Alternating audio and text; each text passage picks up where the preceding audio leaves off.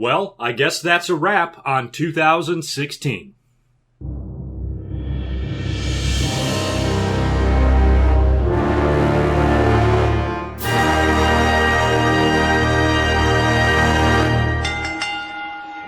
What is up? GoodMicWork back at you with my final regular commentary of the year. We have wrapped up another year in professional wrestling. 2016 is pretty much in the books. I'm here tonight to review this past week's Monday Night Raw and SmackDown and the two big title matches that are announced so far for the Royal Rumble and what we're looking at going in to 2017. I'm also going to take a quick look back, very, very brief look back at 2016, what we saw this year and some of the big events and things that took place. And at the end, if there's any other important wrestling news that I need to get into, I will touch on that as well. Quick little channel and programming update for you. I have been advertising my big year-end video, the big Q&A. It will be up this coming Friday, which should just be about 1 or 2 days after the upload of this commentary, so please stay tuned to my YouTube channel and keep a lookout for that. I'm really worried with the YouTube algorithm change and all the problems people have been having in the last couple of months that it might go unnoticed or something like that, so please stay tuned. Hopefully that video will get a good response and a decent amount of views, and I won't lose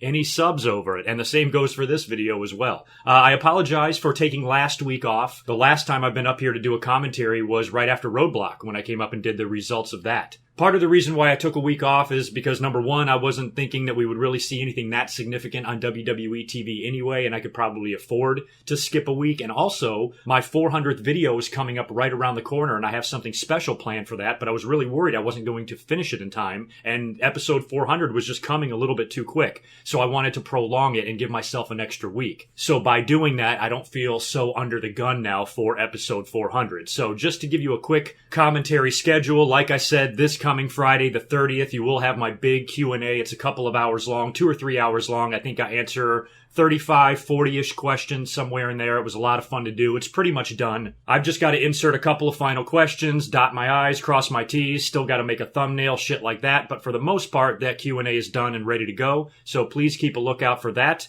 After that, you guys will get episode 399, probably on January 5th, recapping the previous Monday Night Raw and SmackDown and looking ahead to the Royal Rumble. Typical weekly commentary there. And then episode 400 will probably come around January 8th or 9th, somewhere in there. Hopefully I'll have that up to you by that weekend. And then I have another special episode still planned for around the 20th of January, and that is going to be a Royal Rumble related pay-per-view review. And then once all of that is done and uploaded to you, I'm going to focus all of my energy on re-uploading my WrestleMania Memories commentary, which got taken down by WWE a couple of months ago on YouTube, and I basically have to go through the whole damn thing and replace all of the video footage with pictures, which takes forever to do. But I'm well on my way to finishing it, but it's been on the back burner because of all these other projects I've been doing. But I also figured that I would just go ahead and wait to do just like I did last year and wait until WrestleMania season to give this thing to you again, because everybody's in that WrestleMania frame of mind, and it usually does pretty well. I don't think I'm going to get the huge amount of views I did on it the first time it was uploaded, but it's still something that I worked really hard on a year ago, and I'd like to re-upload back to YouTube, and I'm even going to include some bonus content,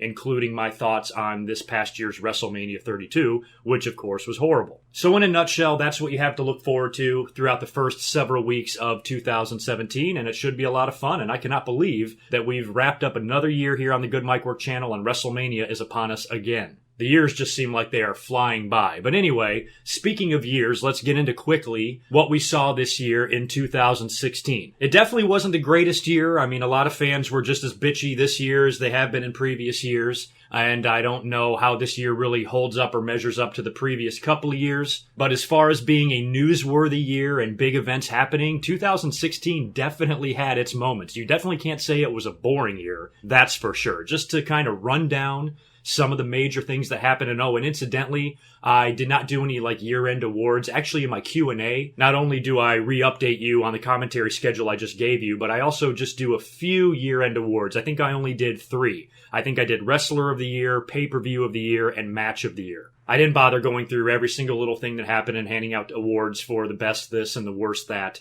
Really didn't have time for that. There's a ton of that stuff on YouTube. You can check out countless other YouTubers that all did that. For me, it wasn't something that I was going to really mess with this year, but I will kind of recap briefly 2016. Some of the big stories that we saw the beginning of the year, of course, started with Daniel Bryan retiring, which still is awful, and it makes me so sad because there's a big part of me, and I think there's a big part of all of us, that still believes that Daniel Bryan could be in the ring if the circumstances were different, or if this was a different time period. If this was the 90s, Daniel Bryan would be wrestling right now. But with all of the controversy surrounding concussions and neck injuries and things like that, WWE didn't want to take any chances with Daniel Bryan, and they basically forced him to retire. And it sucks, and it still makes me mad. Of course, we've seen him return to WWE TV as SmackDown's general manager. It's always great to see Daniel Bryan. He's doing pretty good in that role, but I think I can speak for all of us when I say that I miss him in the ring immensely. Shane McMahon, of course, returned to the WWE after a 6 or 7 year absence, something like that. He's the commissioner of SmackDown and basically Daniel Bryan's partner in crime. He had the big Hell in the Cell match with The Undertaker where he just jumped right off the top of the cage and damn near killed himself like we knew he would do. Despite Shane McMahon's crazy stunts, the match was still viewed as kind of a flop. Shane performed a little bit better at Survivor Series, I think. You know, that Survivor Series 5-on-5 match with Raw and SmackDown was fantastic, and I know Shane took some insane bumps in that as well and almost got killed by Roman Reigns in that match, too. So Shane McMahon, even at his age, he still comes back, and he is just as insane as he was when he was here the last time, and in his younger days, the man has no fear. We saw the return of the brand extension, which was huge news, and the creation of a few new title belts. We saw new tag team titles made for SmackDown. We saw a new WWE World title that was going to be on the Raw brand. The Universal title was created. And we had a new women's title created for SmackDown. And speaking of the women's title, the Divas division is another thing that went by the wayside in 2016. No longer are the women considered to be these bubblegum-chewing, ditzy, moronic models that didn't know how to fucking wrestle their way out of a paper bag. Now you have athletic, credible females that are really changing women's wrestling right before our very eyes. With people like Charlotte and Asuka and Bayley and Sasha Banks and so many others in the WWE, and we have really seen the women's division revolutionized. It's as good as we have ever seen it in the history of the business, and we're experiencing it right now, and how the women really got a foothold on the business and are now a very big part of the show. They're even main eventing Raws and pay-per-views now, which is something that would have been unheard of 7 or 8 years ago, even 3 years ago. Speaking of those new title belts, we saw a lot of fresh faces as well win world titles this year. People who have, number one, either never been in WWE or have been in WWE for a while but haven't gotten their opportunity. We saw 4 guys wear a WWE world title this year that have never been world champion before. We saw Finn Balor get moved up from the NXT roster, and within like 3 weeks, he won the world title at SummerSlam, defeating Seth Rollins. Unfortunately, he got injured, which opened up the door for another guy who has never been world champion and another new face in the WWE to be launched into a main event position, and that was Kevin Owens when he won the Universal title with help from Triple H. And that whole angle, which was one of the more exciting Monday Night Raws of the entire year. And then, of course, at Backlash, AJ Styles beat Dean Ambrose for the WWE title after only being in the company for 7 months, traveling on wrestling all over the world for the past 20 years, never coming into the WWE, and he comes in, gets title shots right off the bat, and within 8 months, he is the WWE champion. Phenomenal stuff, no pun intended, from all 4 of those guys. So to me, that's very significant as well for 2016 with how many new people got a chance to be world champion in the WWE. It's huge news. Speaking of new guys and talent that's going to be carrying the torch and becoming the future of the business, and that's what's going on in NXT. NXT has been on fire as they were in 2015. The TakeOver Dallas, the TakeOver Toronto, some of the best matches we've seen all year have taken place on those shows. Arguably, the match of the year could be on either one of those shows. I think in my Q&A, I picked an actual WWE match, but you definitely can't rule out some of the stuff that Sami Zayn and Nakamura did, or Nakamura and Joe, or DIY and the Revival, or a lot of other matches in NXT that we could pick that could actually be a match of the year candidate. It is some of the best wrestling in the world right now is taking place in NXT, and WWE stumbled across something huge here. It's Triple H's baby, it's his project, and it is extremely successful, and it is literally growing and breeding new talent. And with WWE also branching out a lot in 2016, they've been doing this for the past couple of years, but it really seems like they've got the pedal to the metal now, and they are signing everybody from all over the world and really taking notice of how big wrestling is in other parts of the world and the country, and how much great independent talent there is out there, and they are now going after those guys and signing them, and some of them are reaching huge heights in the WWE. Look at what Kevin Owens has done. Look at what Finn Balor has done. Sami Zayn has got a decent position on the roster. Cesaro is there. All the guys in NXT, Samoa Joe, Nakamura, Austin Aries, Bobby Roode, you name it. The list goes on and on. WWE is finally taking notice of all the great talent that is out there that Vince McMahon and all the other dumb fucks in the WWE are too stupid to realize that's there. That was part of the reason why it took WWE so long to finally bring in guys like Chris Benoit and Chris Jericho and Mick Foley and a lot of other guys that made names for themselves elsewhere, is because WWE was so in their own little WWE bubble that they don't see what else is going out there in the world. And that has really changed, and that's shown a lot here in 2016. And of course, the new creation of the United Kingdom Championship, which is going to be a big tournament on the WWE network, and a new champion is going to be crowned, and it's hopefully going to lead to a weekly show in the UK. So the WWE is really noticing where wrestling is hot, and they're going in there, and they want a piece of that action. So that's pretty big news. The Cruiserweight Classic, of course, was fucking unbelievable. Yet another championship that was created. The Cruiserweights already have their own show, 205 Live. The Cruiserweight division itself so far has not really been that much of a success, but the Cruiserweight tournament was one of the best things easily that we've seen all year. Probably the most insane thing we've seen all year is what's been going on in TNA, actually. Broken Matt Hardy and that whole deal. That's probably storyline of the year or angle of the year because of how over it got, how stupid it fucking was. I remember the first time I saw it, I was making fun of it. I'm like, is Matt Hardy completely lost his fucking marbles? What the hell is going on? Now, I smile every time I see that motherfucker on TV, or his wife, or King Maxwell, or Jeff Hardy, or 3 Count, or any of the deletion shows, or anything like that they do. Is just riveting. It's just hilarious shit and so incredibly entertaining, and who would have thought? You know, so I think as far as making an impact in wrestling, Matt Hardy made one of the biggest ones of the year. As far as some of the other big names in wrestling, of course, we had the whole controversy with Brock Lesnar going to the UFC and winning his return fight against Mark Hunt. And then just a couple of weeks later, he gets nailed with a doping violation. And then even most recently, he was suspended, I think, by the UFC and given a fine. I don't think he'll work in MMA again, most likely, although he could go back, but it doesn't appear likely at this point. So that whole thing went down. It really launched Brock to such an unbelievable level. And then 3 weeks later, the whole thing came crashing down on him. I was marking out when Brock went over to the UFC because UFC fans tend to look down on pro wrestling fans. And I love the fact that we have sent somebody over there that's been pretty fucking dominant. And here's a guy, Brock Lesnar, who took several years off from MMA, coming back and winning a fight against a pretty credible opponent. The whole thing is now just has an asterisk by it. Goldberg, of course, returned to the company. They released that big video game commercial with the Suplex City sign in the cop car window and all of that. So fans were speculating that not only could we get Goldberg back in the WWE, but he might actually be on a collision course with Brock Lesnar. That match, of course, took place at Survivor Series and was probably the most shocking moment of the year. About as shocking as The Undertaker losing his streak at WrestleMania 30. I cannot remember anything since the streak ending that has really made the fans' jaw drop to that degree. So Brock getting squashed at Survivor Series was definitely a huge deal. Of course, Roman Reigns got into a little bit of trouble as well, right around the same time that Brock Lesnar did, and he got nailed with a wellness policy violation. He got suspended for 30 days. That was huge because he was WWE champion. He was on top of the world. Fans hated him. WWE ignored it and pushed him anyway. And then he got hit with that wellness policy violation, and WWE actually punished him. The guy that fans think WWE just blindly pushes no matter what, they didn't sweep this under the rug. They punished him hard. He had to drop the title to Seth Rollins clean, and then they suspended him, I think, the next day. And then upon his return, he was defeated a couple of more times, including cleanly by Finn Balor, to give Finn Balor the title shot at SummerSlam. So he was definitely suspended.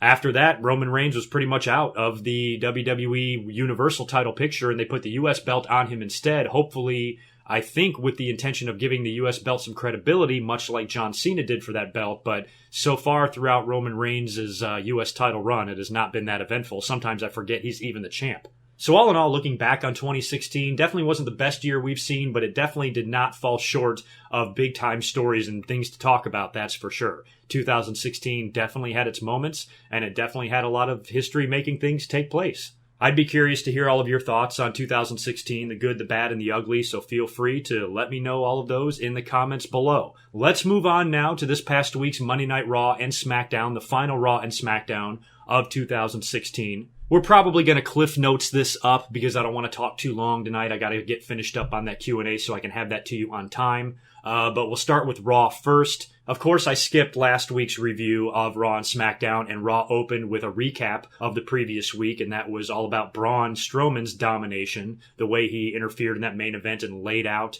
Seth Rollins and Roman Reigns, which was really cool to see him interacting with main event guys. It looks like they're actually positioning Strowman to work with top talent here, and I wouldn't rule out a Braun Strowman versus Roman Reigns WrestleMania match. That's what a lot of fans have been speculating. WWE also announced on Raw that Goldberg would be returning to Raw on the first Raw of the new year, so I'll be sure to talk about that next week. That should be pretty interesting. I'm sure he'll cut a promo about the Royal Rumble. Brock Lesnar, of course, has also been announced for the Royal Rumble, so you know the two of those guys will have some sort of face-off during the Royal Rumble match. We opened up Monday Night Raw with Stephanie McMahon. Now, this was fucking great. I was home live tweeting during all of this, and the response to what Stephanie did was very mixed. A lot of people thought it was great, and a lot of people were giving her shit for it. As most of you know, Raw was in Chicago last week, so Steph comes out to open the show and cut a promo, and of course, as predictable as the fans are, even in Chicago, but really all over the country, what did they start doing? They started chanting for CM Punk. And Stephanie was so awesome, such a savage response. You know she was sitting on this, waiting for those fans to chant.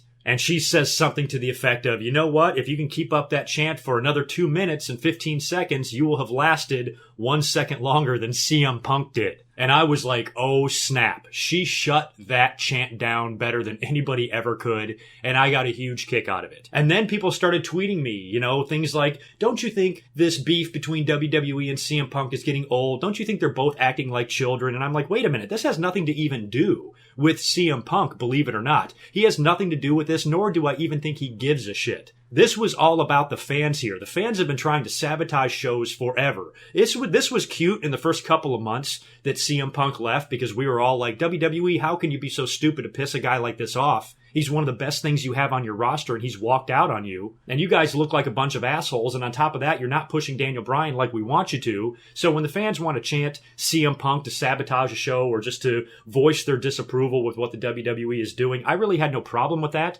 and I was fine with it for the first couple of months. But now it has been 3 years. We are still hearing CM Punk chants to this day. It's just like the what chants, which I think are so fucking retarded. And Stephanie just had an awesome knockout punch ready and loaded to hit those fans with if they started up with that bullshit, and she nailed them. I thought it was fucking brilliant. If anything, the fans are the ones that look bad here because they are so unbelievably predictable that they just lobbed that one up for Stephanie. She knew what they were going to do. They saw it coming a mile away, and it showed that the fans are every bit, if not more so, predictable than the WWE is with all their storyline shit. Now, the fans get a little bit more of a pass because they were in Chicago, and that is CM Punk's hometown, so it's not like the same chant you would get in Houston or something like that. So Chicago is a little bit more vocal for CM Punk because he is their hometown boy. So they do get a little bit of a pass there, but at the end of the day, they gotta let this shit go. CM Punk clearly wants nothing to do with professional wrestling or the WWE ever again.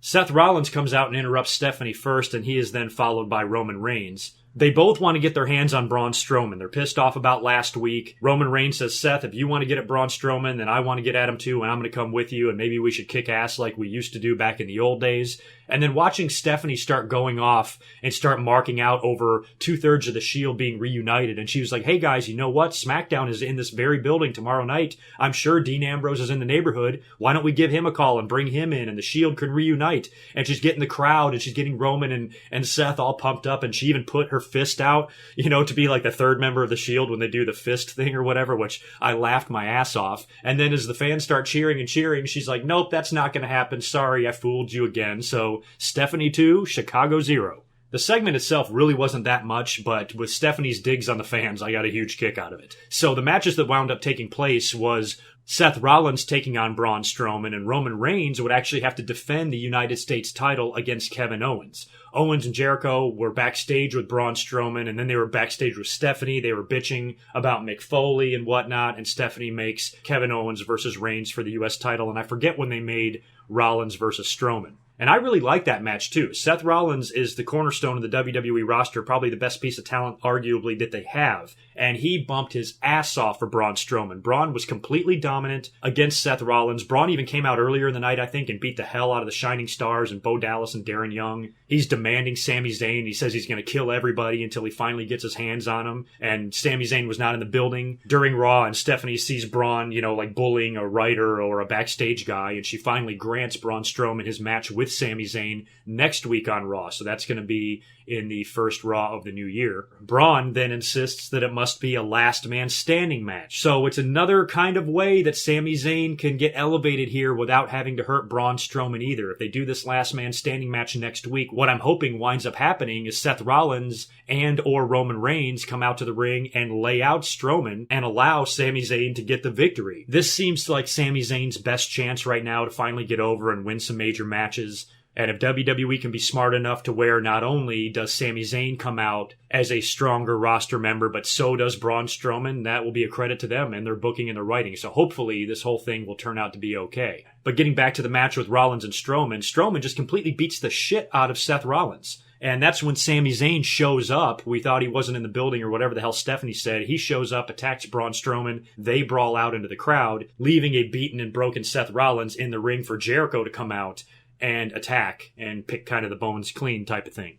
Now, as far as the Kevin Owens versus Roman Reigns match, this was a match that I did not like. I barely even paid attention to it in the main event. It fucking pisses me off. How many times do we have to see this match? This is going to be one of our title matches at the Royal Rumble, for fuck's sake. Why do we have to see this shit every week? How many times have we seen Roman Reigns versus Kevin Owens one-on-one? A lot of times. And this is a major pay-per-view coming up here. What are these two guys going to give us at Royal Rumble that we have not already seen on previous Monday Night Raws, other than the fact that Chris Jericho is going to be hanging above the ring like a sexy piñata, as he said on Monday Night Raw, which I got a kick out of. So aside from just looking up and seeing Jericho hanging from a fucking cage, what's the big deal about this match? They keep doing this shit. It pisses me off to no end. And I'm sick and tired of seeing champions defeated on Monday Night Raw or on TV. It happens all the time. It's been happening for a few years now, and it's infuriating. And Roman Reigns went out there and beat Kevin Owens again. So I'll tell you fucking this. Kevin Owens better come out of that goddamn Royal Rumble as the Universal Champion. If he's losing all these matches to Roman Reigns and getting speared and pinned every fucking week, by hook or by crook, he better get out of that Royal Rumble match with the Universal title. I'm hoping that him and Jericho devise some really genius plan that even though Jericho is suspended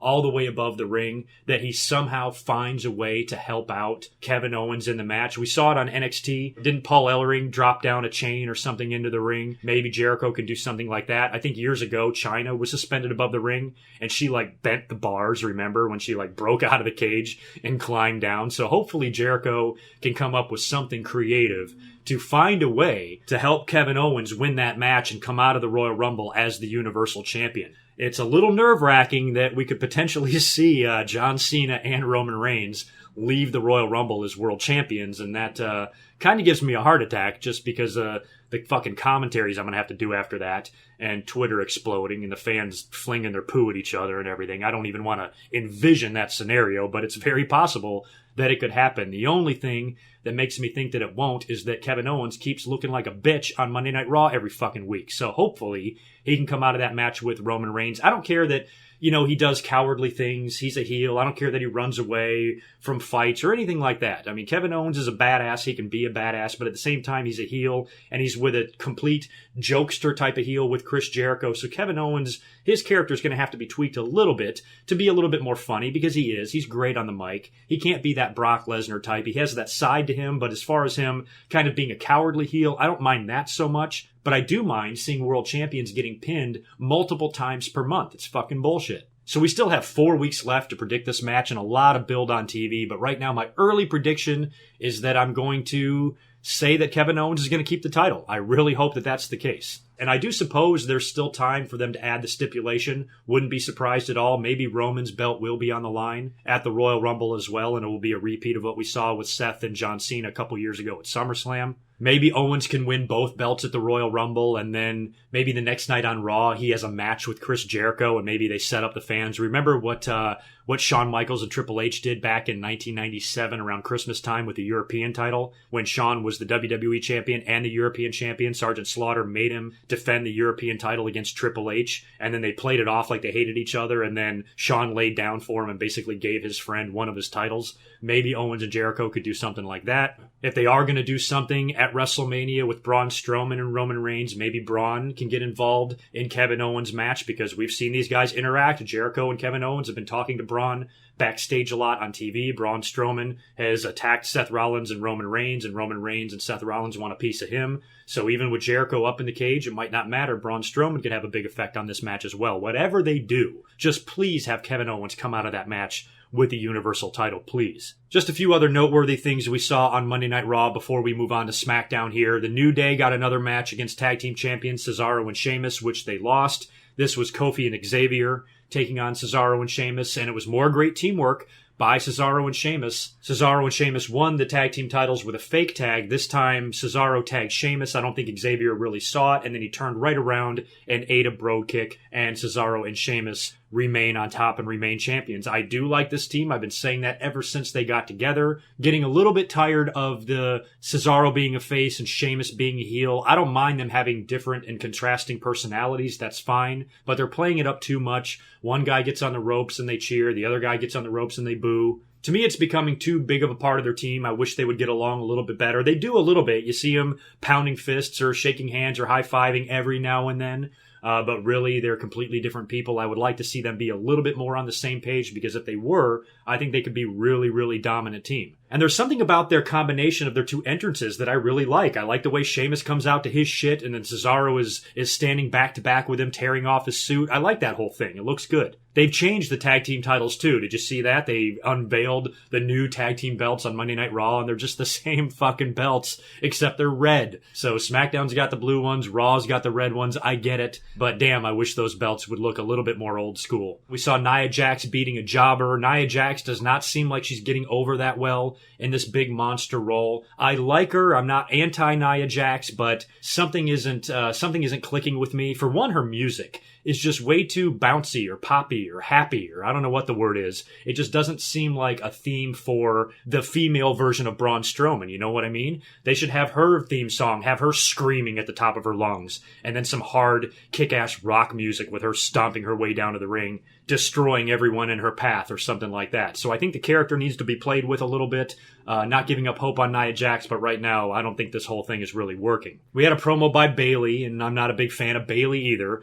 She did make me cry a little bit, though. I will say that on Monday Night Raw backstage earlier when she gave Goldust the teddy bear of Dusty Rhodes, because Dusty helped her a lot in NXT, and she loved him very much. And just for him to give him that little teddy bear and see the look on Goldust's face was pretty touching. Of course, Gallows and Anderson showed up and ruined it and ripped the bear's head off. And they ended up having a match too, right? With Goldust and Truth later on. Pretty sure they beat him in that encounter, but that was the one thing I did like from Bayley. Her promo, not so much, and then Charlotte came down to the ring, and she's contesting last week's loss. Bayley wound up beating her last week on Monday Night Raw, which isn't even that big of a deal because it was less than 24 hours after Charlotte competed and won the title in a Iron Man match the night before. So for her to lose to Bayley wasn't that big of a deal, but I guess the referee counted 3 and Charlotte's shoulder was technically up.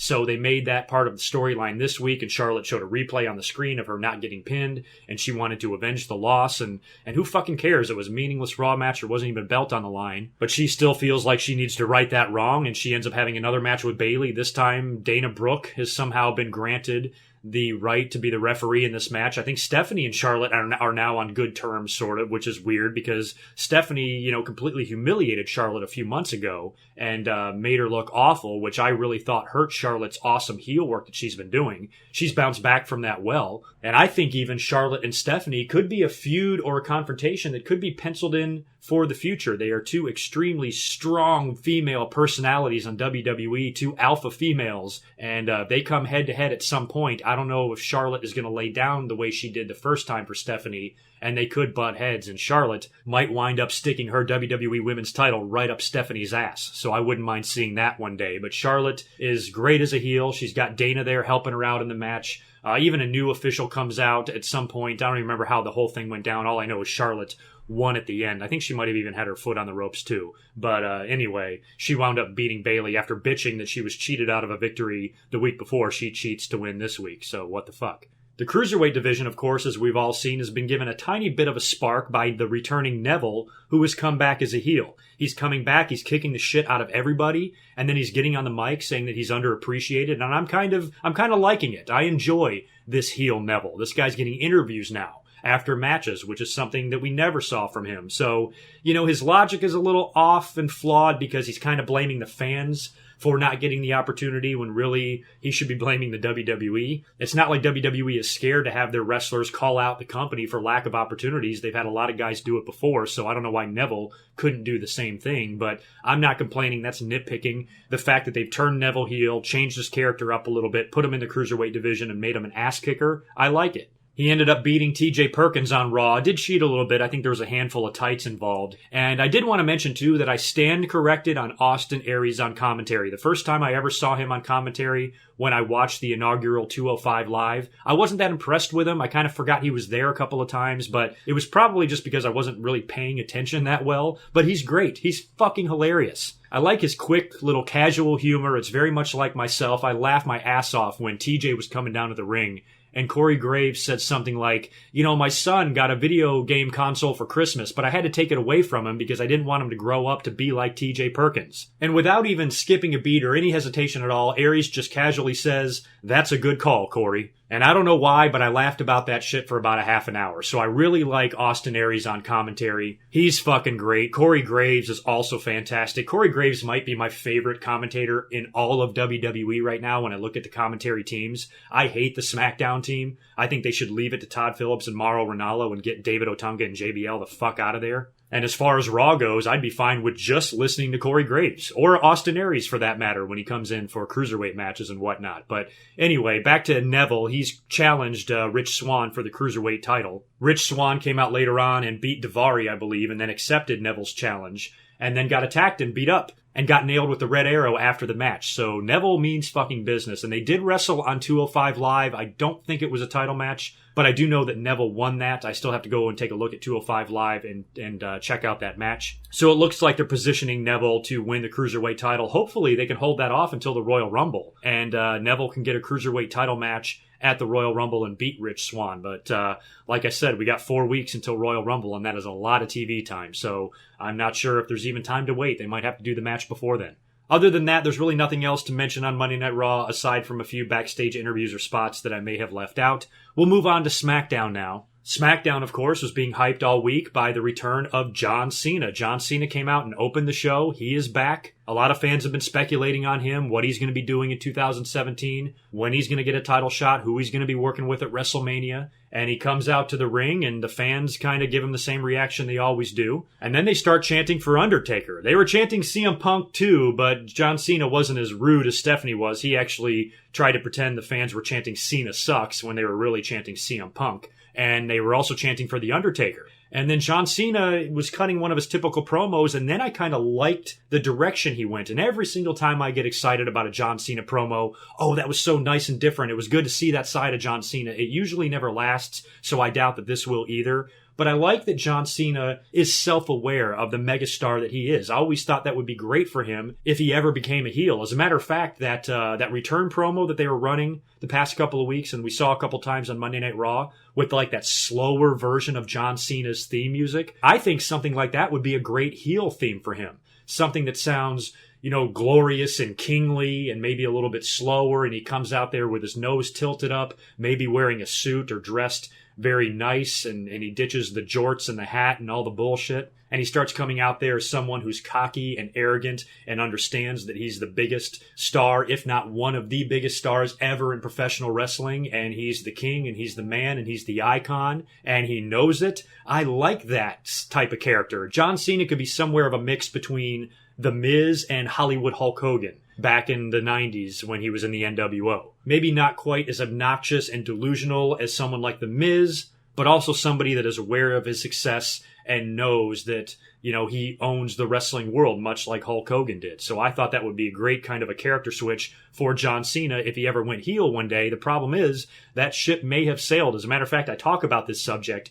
in my Q&A, whether or not I think John Cena could ever turn heel at this point. I think the WWE has missed all the opportunities that they're going to have. The next one could be with Undertaker at WrestleMania. If they don't do it here, they're never going to do it, but I kind of think they already never will. I think John Cena is kind of winding down. As a matter of fact, 2016 kind of saw the end of John Cena as we know him. John Cena will definitely tie Ric Flair's record for the most titles. He will probably even break Ric Flair's record for the most titles, but I don't think he's going to be a guy that's going to be shoved down our throats ever again to the degree that he was before. He's more of a, not really a part-timer, but he's going to be there maybe for 6 months and then leave for 2 and then come back for another 6 months or something like that. He's not going to be there all the time, and he's not going to be pushed and shoved in the fans' faces the way he was for the past 10 years. I think those days are over, and John Cena is a lot easier to tolerate when you know that he's not the only thing that WWE is thinking about. And in his promo, I like the fact that he said, I want to challenge the winner of tonight's triple threat match for the WWE title. I want to challenge the winner of that match to a title match at the Royal Rumble. And then he says, a lot of people might be saying, hey, you can't do that. You have to come back and earn an opportunity and earn a championship. And he goes, fuck that. I can do it. I just did. I'm John motherfucking Cena. That's what I like.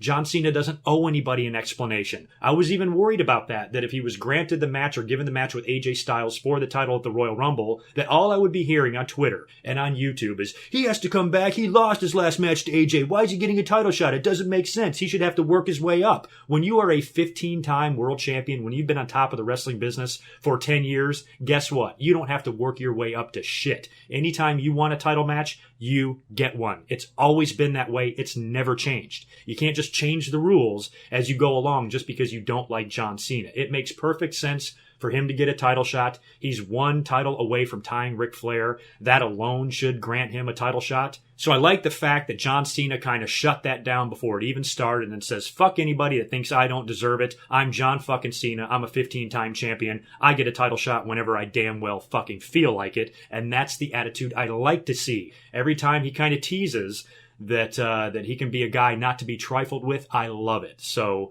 anyway, he's getting the title shot at the Royal Rumble. He challenged the winner of the triple threat match on SmackDown, which was actually a good match. It wasn't AJ Styles versus Dolph Ziggler like originally advertised. They added Baron Corbin to the match. Last week on SmackDown, he won that opportunity. Apparently they did that because of AJ's ankle. It's still a little bit tender. He still worked a pretty damn good match on that ankle, but you could tell he was limping on it a little bit. So I think making it a triple threat match would, probably lightened the workload a little bit for AJ and didn't make him do so much. I think that was the point. And he did come out of the match as the winner. He nailed Baron Corbin with a phenomenal forearm after Corbin had hit Ziggler with his finisher, and then AJ rolled in and pinned Ziggler for the victory, which then prompted John Cena to come out. They did the stare down. They actually shaked hands, and Cena says, I'm taking it away from you, and AJ says, no, you're not. But there's a little bit more respect involved there, which part of me liked and part of me didn't like. I even did catch a glimpse of Talking Smack a couple hours later on the network, and I saw John Cena sitting there for an interview, and AJ interrupted him, and they got in each other's face again. But they didn't come to blows or anything like that. Cena says, I'm going to beat you, and AJ says, I'm going to beat you, and they both disagreed with each other, and that was pretty much it. So judging from what we saw at SummerSlam, I'm sure these guys are going to put on an awesome match.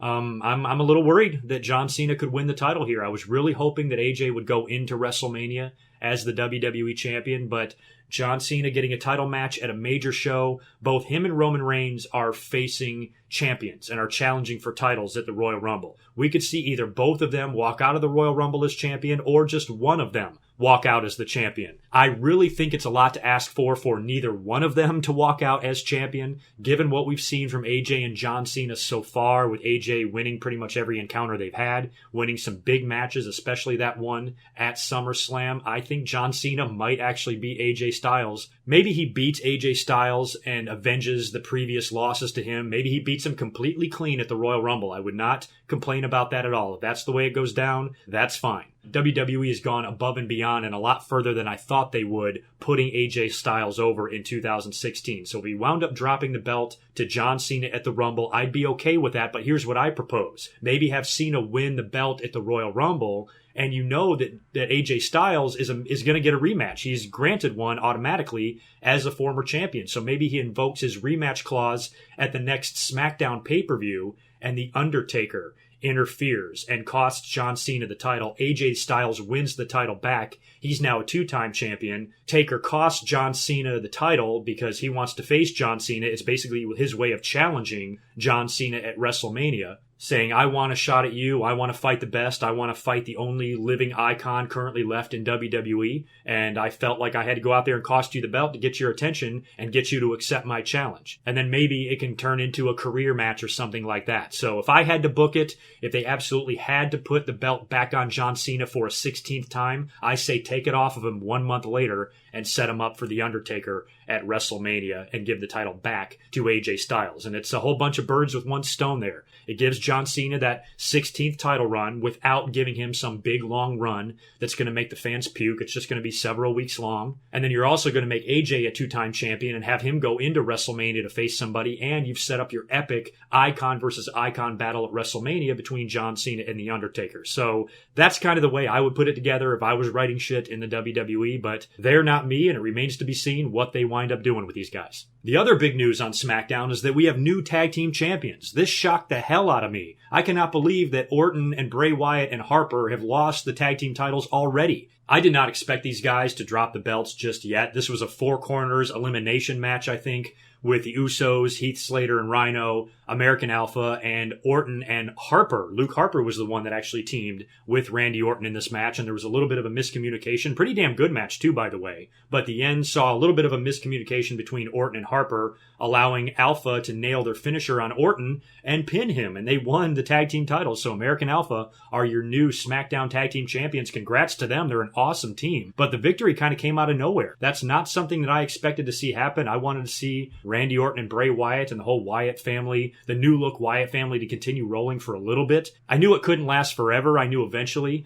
they're going to have to separate Bray Wyatt and Randy Orton and probably set up a match between the two of them at WrestleMania or something like that. But this was something that I thought would hold off a little while longer, and I thought they should have kept the belts on them longer. So I'm really not that happy about the tag team title change, even though I'm very happy for American Alpha. We had title matches up the ass on SmackDown. Alexa Bliss, she was defending her belt as well, right? Against Becky Lynch. Now, they've got this woman in the mask, this La Luchadora, or whatever the hell, she interfered in a match last week. Or I'm sorry, she didn't interfere. She was Becky Lynch. Becky dressed up like her in a match with Alexa Bliss, and now this week Alexa turned the tables. Becky had her in her finisher, and Alexa has got that arm that women have. You know, a lot of women have that, or all women have it, but some you can just notice it more. But their arm around their elbow basically like completely bends backwards. They're just jointed differently than men, and Alexa has got a really pronounced one. She almost looks double jointed in a way, but it was a great selling by her. Like, look at my arm, it's completely bent backwards. And then the La Luchadora interferes and attacks Becky